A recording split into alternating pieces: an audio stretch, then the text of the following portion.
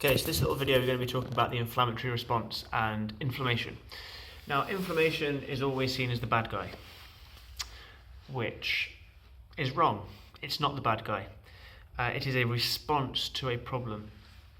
Unfortunately, a lot of medical professionals will give someone anti-inflammatories rather than trying to identify and treat the cause of the inflammation. I can't put this across enough. Inflammation is a symptom of a problem. Inflammation is the response of your immune system to fighting something off. That's it. Now, obviously, inflammation, if it gets to a point, can start causing problems itself. However, you still need to treat the underlying cause as well as potentially treating the inflammation itself. Now, the best analogy that I can think to put this is, imagine that you put a saucepan full of water on the hob, and it's cold water, and you've got gas, electric, whatever. To heat that water up, you need to turn it on full for quite a long time before that water starts to boil. However, once it started boiling, you can either turn the gas or the electric way down just to keep it simmering. And that's kind of how inflammation works. It builds, it builds, it builds, it builds, it builds with whatever stimulus is there, creating this response. And then it gets to a point where only little bits of stimulus are needed just to keep it on a rolling boil. I hope that makes sense.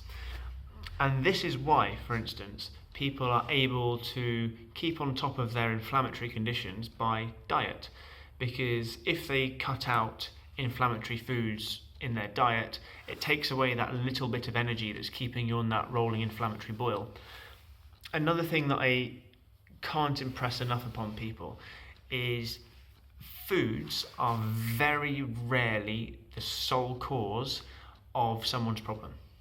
Obviously, it's great that people are paying attention to their diet to a point. It shouldn't be the case that you're unable to go out for meals or unable to eat anything with garlic in or an onion in or a leek in or something like that. And these intolerances that develop, and I'll create a little video on this as well, are just the things, the little stimulus, the amount of energy that you need to keep that inflammation response on a rolling boil. Now, inflammation, as I said at the start of the video, is always seen as the bad guy. It's not. If you don't have an inflammatory response, or if you have a reduced inflammatory response, you're more likely to get ill, for instance. However, there are a number of, or there's one very useful tool, which is pretty much the best anti-inflammatory out there, which is cold water.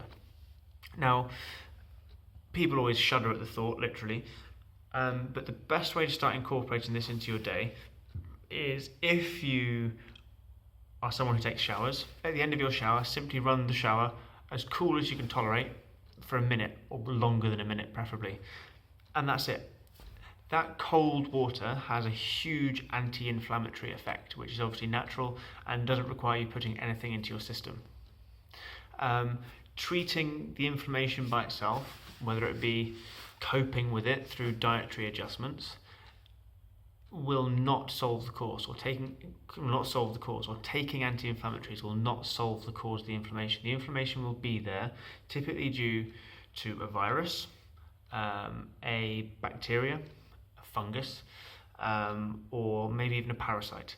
And these things exist in our system subclinically all the time. Obviously, there are trillions of bacteria in our gut.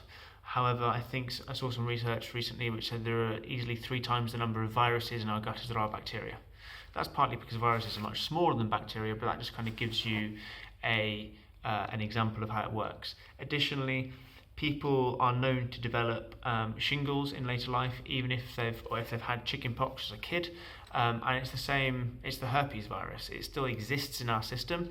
It's just kept on top of by our immune system. However, if these things are continuing to perpetuate an immune response, an inflammatory immune response, then they need to be identified and treated.